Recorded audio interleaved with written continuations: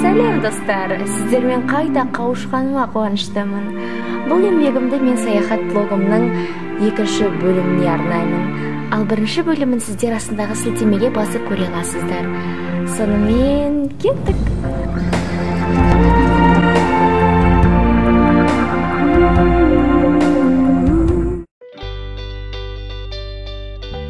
Алдыңғы видеомда соңғы нүктемді мен Шымкент қаласына қойған едім. Шымкент қаласында біраз көңіл көтеріп, әрі қарай Шардара атты қалаға бағытымызды бұрдық.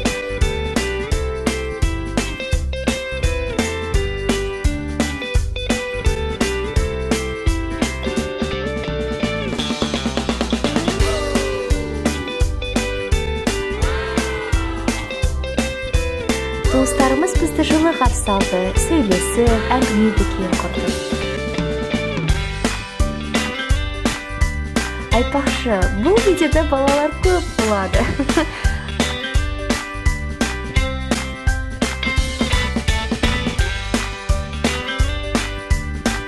Балаларды ерекше жақсы көретінімді жасырмаймын.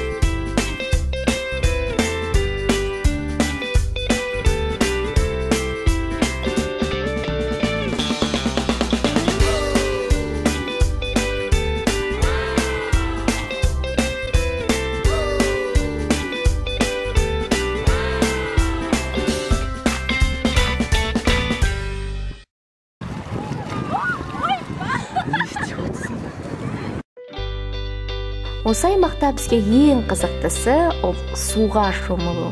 Себебі өкінішке орай, солтүстіктің ауа райымен суға рахаттанып шомылу өте сирек. Және сіздерге қызықты жағдай айтпақшымын.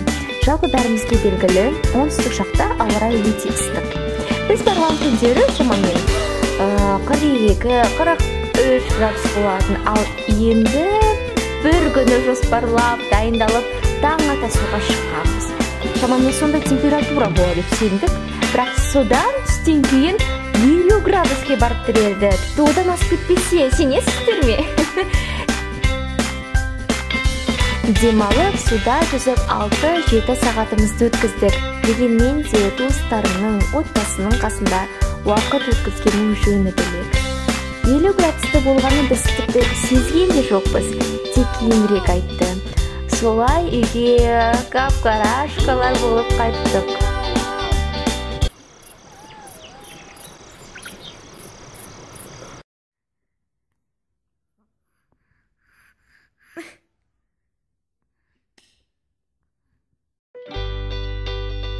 Келгеннен бері қонақ боп жүрдік. Шіркін, қонақжайлық қазақтың қанында бар.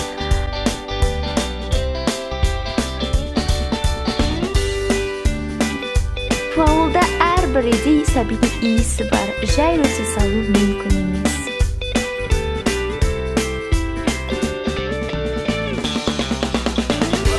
Бір құпиямдар жайын, дәл осы фото осы жерде түсірілген болатын.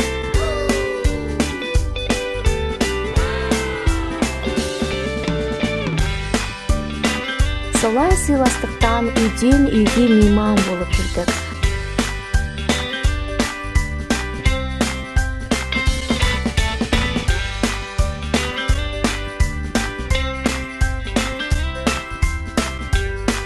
Алғыс ретінде әр үйге өзіміздің өнерімізді де паш еттік.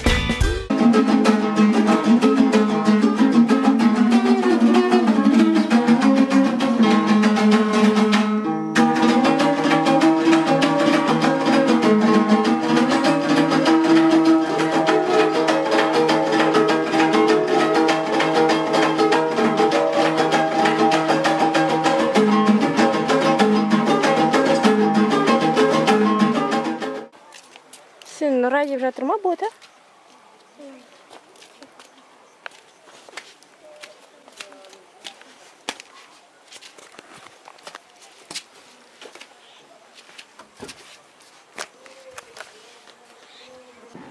Сәлем, қалың қалай? Жақсы.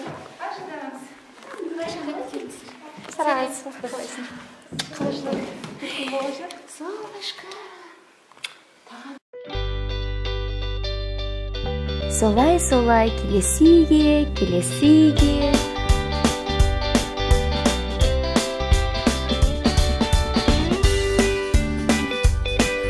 Жүгері, бұл асқабақ. Қыдырып келдіңдер ма? Жүрміз.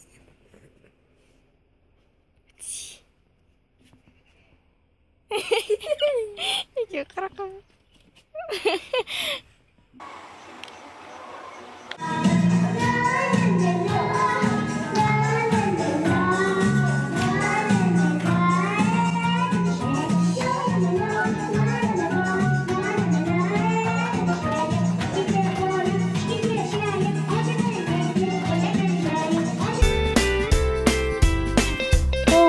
Негізі көп екен.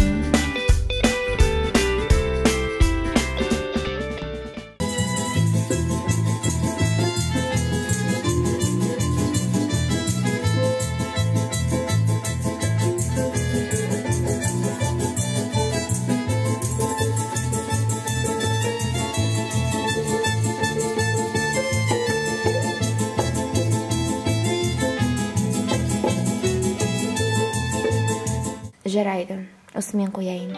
Одан да кеттік басқа қалаға. Келесі қала 300 километрде жер. Жетісай қаласы.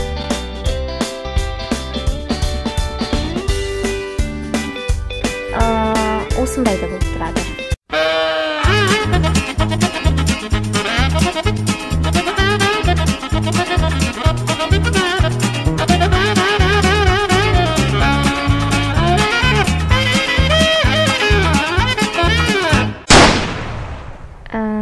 Жарайды, жалғастырайық.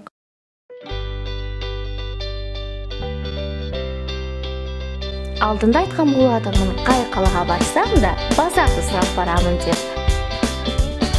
Айтпақшы, оңтүстік жақта бағалар өте арзан. Мына жердің жай жағына бөсте, қолын қойсаң уже ыстық. Сондықтан мен көлеңке деп отырмын. Нұрайды ыстық, я. Машинаның ыстығы одан қатты ыстық. Бірақ машина көлеңке. Сондықтан көлеңке жақсы. Фу!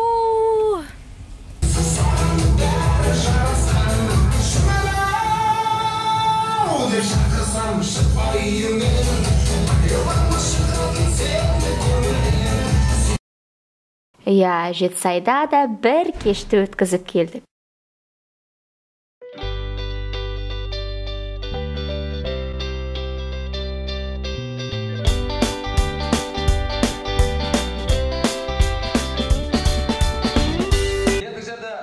Сіздердің құрметтеріңізге осы бір қарындасымыздың есімі Іңкәр Алтынбек қызы сіздердің құрметтеріңізге әуелетіп ән салсын, Астанадан келген қарындасымыз, қыздарыңыз сіздердің қабылыңыздар.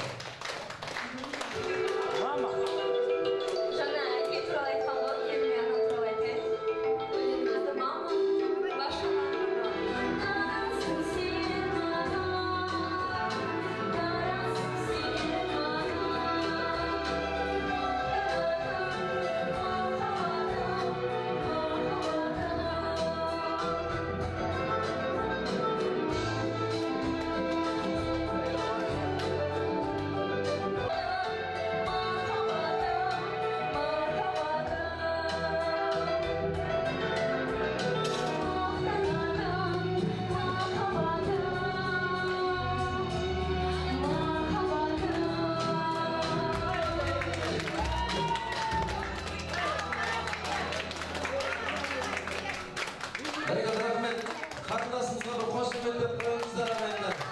Жанды дауыста орындап қарындасымыз. орындайды. Осындай керемет перзент сыйлаған, осындай өнерлі қыз сыйлаған ағамыздың келіншегіне бір шапалақ алып қойыңыздар. Келіншегіне шапалақ алып қойыңыздар.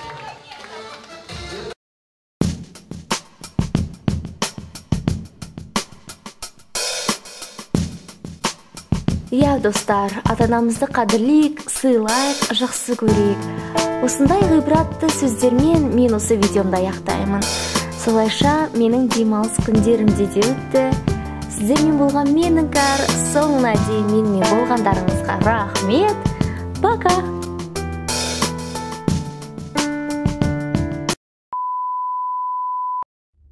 Қазақтың тойы бітпейді.